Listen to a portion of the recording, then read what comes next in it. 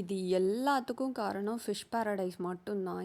என்ன ப்ரோ இப்படி பண்ணிட்டீங்களே!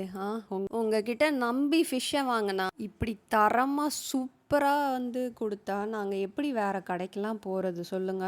நீங்களும் சேலம்ல இருக்கீங்களா? உங்களுக்கு நல்ல குவாலிட்டியான ஃபிஷ் வேணும். ஒரு imported pet and fish budget ஃப்ரெண்ட்லியாவும் சரி, எந்த டைப் ஆஃப் ஃபிஷ்ஷா இருந்தாலும் சரி, உங்களுக்கு சூப்பர் குவாலிட்டி வேணும்னா, சேலம் ஃபிஷ் பாரடைஸ் அவங்கள காண்டாக்ட் பண்ணுங்கள். நானும் என் பீட்டாவை அங்கே தான் வாங்கியிருந்தேன்.